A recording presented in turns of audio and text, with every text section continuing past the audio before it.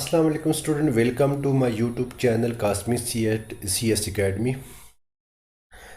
आज हम अपने course name C language for beginner, जो कि मैंने क्लास 10th BS के स्टूडेंट या कहीं भी किसी क्लास के स्टूडेंट है जो सी लैंग्वेज को सीखना चाहती है, उसके लिए मैंने इसको डिज़ाइन किया है। इसी सीरीज़ का लेक्चर नंबर 8 डिस्कस करेंगे।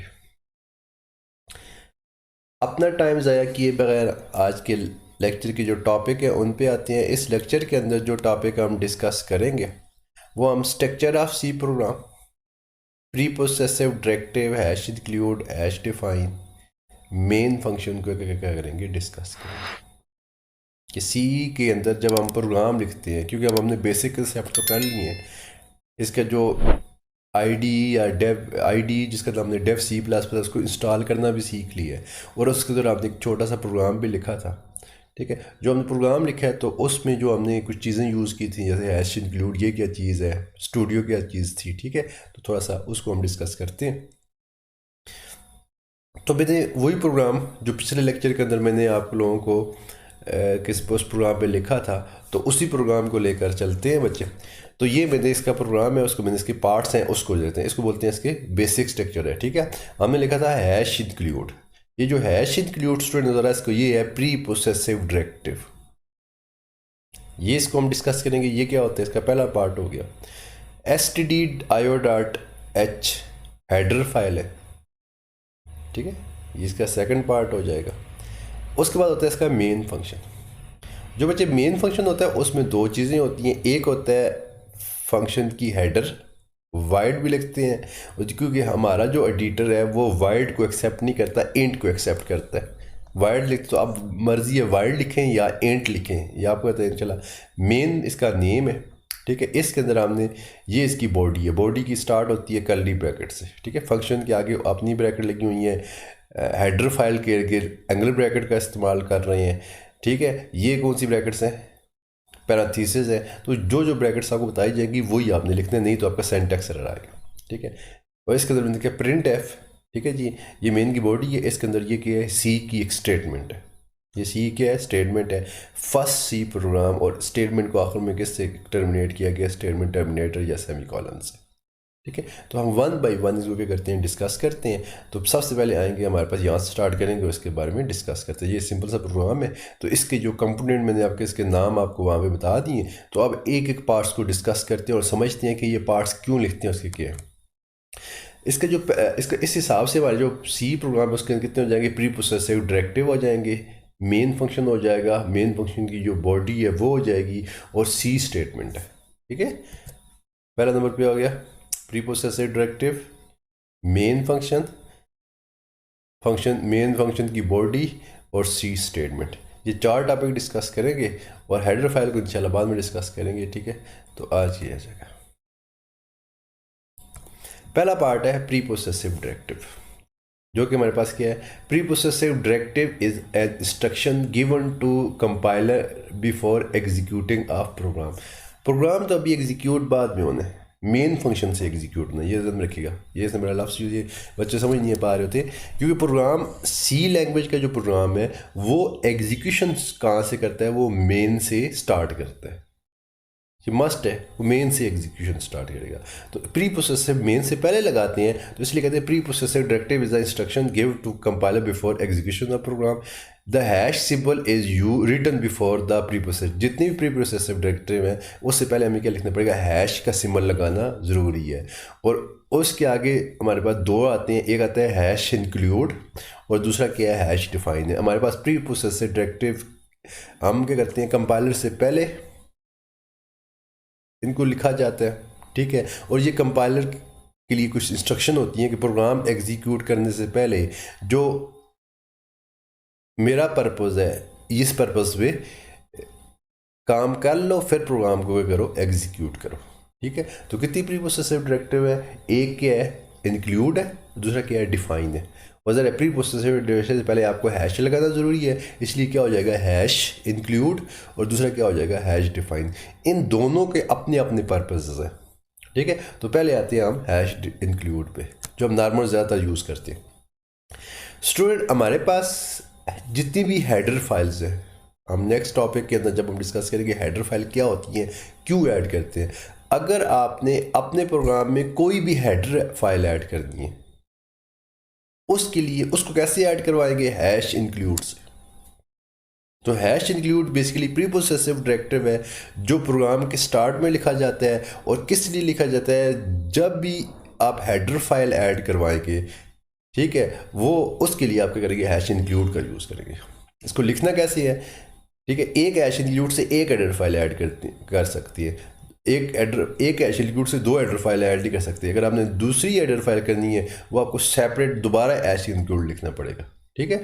इसका सिंटैक्स क्या होगा, ठीक है, इसको ये हमेशा तो हैश से होता है, और जो इंक्लूड है उसकी स्पेलिंग देख लीजिएगा, INCLUD, इंक्लूड। स्पेलिंग में मिस्टेक नहीं हो चाहिए, आएगा तो एरर आएगा, ठीक है। और ये हमेशा लोअर केस पे लिखा जाता है, क्योंकि स्मॉल अल्फ़ाबेट, सी लैंग्वेज के अंदर हम स्मॉल अल्फ़ाबेट को लोअर केस बोलेंगे और कैपिटल अल्फ़ाबेट को हम क्या बोलेंगे, अपर केस बोलेंगे। तो ये टर्म आपने याद रखनी है कि मैं आगे इसकी जो प्रॉपर टर्म है वो lower case and upper case. तो ज़रा सी और सी लैंग्वेज जो कि हमने ये केस सेंसिटिव लैंग्वेज है, इसमें जो जितने भी रिजर्व वर्ड होते हैं जैसे स्टूडियो है, इंक्लूड है, इनको आप कैपिटल लेटर में लिख नहीं सकते, लोअर केस में लिख सकते हैं, अपर केस में नहीं लिख सकते। तो जब मैं अपर केस का बोलूँ तो आपको माइंड में हो चाहिए कैपिटल अल्फ़ाबेट, और जब मैं लोअर केस का बोलूँ तो आप समझ लेना कि ये क्या है, आपका स्मॉल अल्फ़ाबेट्स हैं, ठीक है। तो ये इंक्लूड आप किस पे लिखोगे, स्मॉल में। कैसे लिखोगे, हैश इंक्लूड, आगे लगाओगे angle bracket, starting angle bracket होंगी, और ये क्या होंगी, एंडिंग एंगल ब्रैकेट होंगी।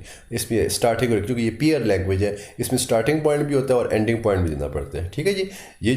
ये स्टार्टिंग एंगल ब्रैकेट है, और ये कौन सी है, और उसके अंदर आप क्या कर देंगे, जो भी हेडर फाइल है जो ऐड करना चाहते हैं वो हेडर फाइल लगा देंगे, और .h उसकी एक्सटेंशन होगी, हर हेडर फाइल के साथ लगेगा। जैसे हमारे पास एक हेडर फाइल है studio, standard input output .h mean extension, ये इसकी क्या हो जाएगी, एग्जांपल हो जाएगी, ठीक है।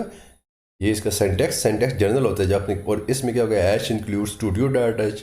इसी तरह मैं एक और ऐड करना चाहता हूँ, हैश इंक्लूड को न्यू .h। आप ये ध्यान रखिएगा कि अगर आप एक और इसका तरीका भी है कि हैश इंक्लूड के बाद आप डबल कोटेशन, ये जो कोटेशन है, स्टार्टिंग कोटेशन, एंडिंग कोटेशन, इनके अंदर एंगल ब्रैकेट की जगह पे आप ये कोटेशन का भी इस्तेमाल कर सकते हैं। नॉर्मल तौर पे इसका इस्तेमाल नहीं करते, लेकिन आप कर सकते हैं। इसके दो तरीके हैं, आप hash include angle bracket studio .h header file .h लिख सकते हैं, या फिर आप hash include quotation star studio .h और अगर कोटेशन को क्लोज कर दें तो इस तरह भी लिख सकते हैं। तो ये आप पे डिपेंड करता है कि आप कौन सा मेथड यूज़ करते हैं, ठीक है जी। तो ये इसकी एग्जांपल हो जाएगी, और ये इसका मतलब हम जो भी हेडर फाइल आपने ऐड करनी है, ठीक है, क्यों ऐड करनी है वो तो हम हेडर फाइल के पढ़ेंगे, हेडर फाइल क्यों का क्या मकसद है। लेकिन हेडर फाइल अगर आपको ऐड करने की ज़रूरत पड़ेगी तो आप क्या लगाएंगे, हैश इंक्लूड का यूज़ करेंगे, और आप अपने प्रोग्राम में बहुत सारी हेडर फाइल जितनी आपको रिक्वायर्ड है उतनी हेडर फाइल ऐड करेंगे, और हर हेडर फाइल के लिए आपके लगाएंगे हैश इंक्लूड की मदद से। इसके अलावा कोई और मेथड नहीं है, ये बहुत क्लियर बात आपको बता रहा हूँ कि हैश इंक्लूड का इस्तेमाल करेंगे। दूसरा आपको पता है हैश डिफाइन। स्टूडेंट, ये बेसिकली जो हमारे पास हैश डिफाइन है, ये हमारे पास जो कांस्टेंट वैल्यू होती हैं या माइक्रोज होती हैं उनको डिफाइन करने के लिए यूज़ होता है। इंशाल्लाह जब हम जाएंगे ना, इसी चैप्टर में है कांस्टेंट क्या होता है, वेरिएबल क्या है, ठीक है। जो कांस्टेंट वैल्यूज़ होती हैं, जैसे पाई है, पाई को क्यों कंप्यूटर को नहीं पता वो पाई, हमें वो पता है कि वो कांस्टेंट वैल्यू है। वो जो कांस्टेंट वैल्यू होती हैं उनके लिए, उनको डिफाइन करने के लिए हम किसका इस्तेमाल करते हैं, हैश डिफाइन का, ठीक है, जिसकी वैल्यू परमानेंट हो, जो हम चाहते हैं ये वैल्यू कभी चेंज ना हो, इसको कोई वैल्यू को चेंज ना कर सके।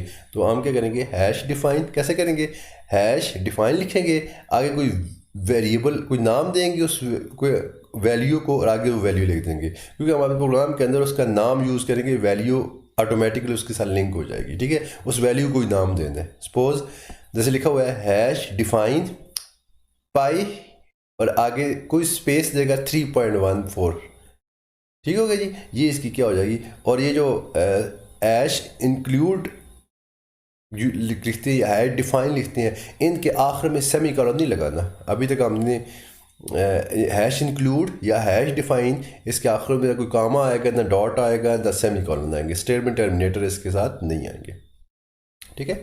या माइक्रोज ये होता है कि सपोज अगर ऐसा कोई काम जो आप जैसे स्क्योर फाइंड करना चाहते हो किसी का, ठीक है, तो इंशाल्लाह ये हम डिटेल में डिस्कस करेंगे जब हम आगे जाएंगे, प्रोग्राम लिखेंगे तो उसके अंदर इंशाल्लाह ये माइक्रो को क्या करेंगे, डिटेल में डिस्कस करेंगे, थोड़े से प्रोग्राम को भी लिखेंगे। जैसे कहते हैं ये स्क्योर फाइंड करना चाहते हैं, ठीक है, इसने लिखा हैश डिफाइन SQ एक नाम रखा, आप कोई भी रख सकती हैं, और उसके अंदर आप जो वैल्यू देंगे वो वैल्यू ये एक्स रखती है।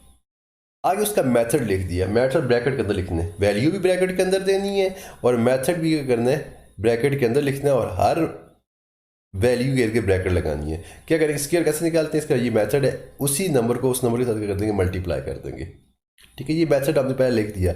जस्ट जब हम अपने प्रोग्राम में जाएंगे तो वहाँ पे प्रिंट एफ के अंदर %d और आगे SQ5 देंगे, तो SQ5 से ये वाला जो काम है वो इसका प्रोसीजर हमने ऊपर लिख दिया, जस्ट हमने वहाँ से इसको वैल्यू पास कर दी। तो ये एक आसान मेथड है, आप माइक्रो बना सकते हो, ठीक है। रूटीन को लिख लिया, जस्ट आप इसको वैल्यू पास करनी है, इसको आप 5 देंगे 25 आ जाएगा, इसको 6 देंगे 26 आ जाएगा, इसको 7 देंगे हमारे पास 49 आ जाएगा, ठीक है। ये माइक्रोज इंशाल्लाह इसको हम अप्लाई भी करेंगे, देखेंगे भी। तो हमारे पास कांस्टेंट को, अगर कांस्टेंट जो वैल्यूज़ होती हैं उनको डिफ़ाइन करने के लिए हम क्या यूज़ करते हैं, हैश डिफ़ाइन का, या फिर कोई माइक्रो वगैरह को डिफ़ाइन करने के लिए हम क्या करते हैं, हैश डिफ़ाइन का यूज़ करते हैं, ठीक है जी। तो ये आपका हो जाएगा। इसके बाद दूसरा उसका पार्ट आ जाएगा मेन फंक्शन, ठीक है। The main function is a place where the execution of C program start. इससे पहले अभी मैंने बताया था आपको, हमारा प्रोग्राम जो सी प्रोग्राम है ये कहाँ से एग्जीक्यूशन स्टार्ट करेगा, मेन प्रोग्राम से। इसका मतलब ये तो क्लियर हो गया कि अगर आपके प्रोग्राम में मेन फंक्शन नहीं है तो प्रोग्राम एग्जीक्यूट नहीं होगा। तो प्रोग्राम की एग्जीक्यूशन के लिए मेन फंक्शन का होना ज़रूरी है, ठीक हो गया। और अगर आपके प्रोग्राम में 2 मेन है, वो तो कंप्यूटर है, वो तो कहेगा मैं किस मेन को चलाऊं, ये वाले मेन, क्योंकि उसने तो एग्जीक्यूशन स्टार्ट करनी है, और स्टार्ट कैसे करनी है, मेन से। अगर 2 मेन होंगे तो वो कंफ्यूज होगा कि मैं किस मेन से, क्योंकि 2 मेन फंक्शन एक प्रोग्राम में नहीं हो सकते, सिर्फ एक ही मेन होगा ना, एक से कम हो सकता है। अगर एक से कम मेन हुआ प्रोग्राम चलेगा नहीं, एक से कम मेन अगर हुए नहीं प्रोग्राम नहीं चलेगा, क्योंकि प्रोग्राम चलता कहाँ से है, मेन फंक्शन से। अगर एक से ज़्यादा होंगे फिर भी कंफ्यूज होगा, जब कंपाइलर कंफ्यूज होता है वो आपको एरर दे देता है, वो उसको कन्वर्ट नहीं करेगा, एग्जीक्यूट नहीं करेगा। तो स्टूडेंट, आपने प्रोग्राम में कितने मेन हो सकते हैं, एक ही मेन हो सकते हैं, ठीक। मेन मस्ट लिखना है आपके अंदर, each program must contain only 1 main function. In a C program, execution typically starts from a main function. In the main function is absent, then C program not compile. अगर उसमें main function नहीं हुआ तो programme ना compile वगैरह नहीं होगा। Main function में 2 ये है, वाइड है या इंट है, ठीक है। वाइड इंट इसकी रिटर्न टाइप होती है। नॉर्मल तौर पे हम वाइड लिखते हैं, लेकिन जो हमारा डेव C++ 5.1 एडिटर है ये वाइड इसमें लिखे तो आपको एरर दे देता है, इसलिए हम यहाँ पे लिखेंगे इंट लिखेंगे। पेपर के अंदर आपकी मर्जी है इंट लिखें या वाइड लिखें, तो मैं आपको ये कहूँगा वाइड लिख लीजिएगा। लेकिन अगर आप डेव सी यूज़ करें तो वहाँ पे वाइड नहीं लिखिएगा, इंट लिखिए, अपने लाजमी लिखना है। और आगे मेन इस फंक्शन का नेम है, और ये भी आपने स्मॉल लेटर में लिखते हैं, इंट भी स्मॉल में लिखते हैं, वाइड भी स्मॉल में लिखते हैं।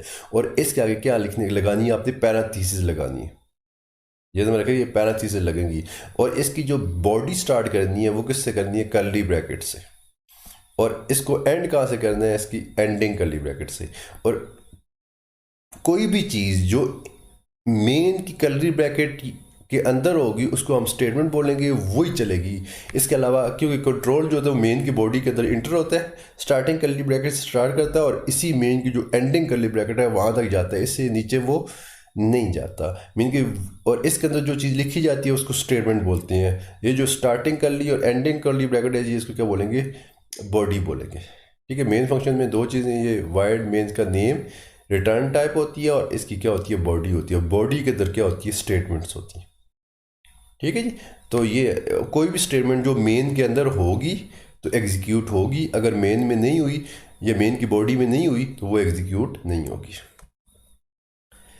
अब हमारे पास क्या होता है, बॉडी हमारे पास जो होता है कर्ली ब्रैकेट से स्टार्ट होती है और एंडिंग कर, ये स्टार्टिंग कर्ली ब्रैकेट, ये ओपनिंग कर्ली ब्रैकेट कह सकते हैं, और ये आपकी एंडिंग कर्ली ब्रैकेट आ जाएंगी। The body of main function start with opening curly bracket and and with closing curly brackets. All the statement and other function are written in curly braces. ये जो कर्ली ब्रैकेट जितने भी function है वो इन body के starting और ending के दरमियान लिखे जाएंगे। Those statement and other function are executed only that are written in a body of main function। ठीक है जी। The body of main function contain any number of C statement. इसमें कितनी से जितनी आपको रिक्वायर्ड है आपके पास क्या हो सकती है, स्टेटमेंट हो सकती है। इसके बाद है जी C statement. C statement is a command और a instruction used to instruct the computer on a computer tasks like calculation, assigning a value or control flow। Computer statement जो होती है ना, जो सी स्टेटमेंट है, ठीक है, ये सॉरी मैंने गलत लिखा। C statement is a command और instruction used to instruct the computer to perform computer task like calculation आपने करनी है, किसी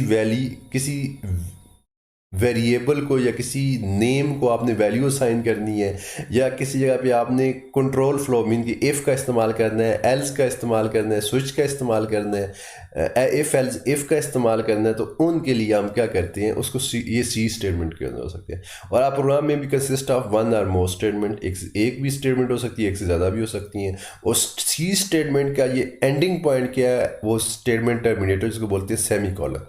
चलो जहाँ पे सेमी कॉलन लगे होंगे उसके बाद जो लिखा होगा वो अगली स्टेटमेंट के अंदर कंसीडर होगा। जहाँ सेमी कॉलन लगा देंगे वो क्या होगा, वो स्टेटमेंट वहाँ पे स्टेटमेंट एंड हो जाएगी।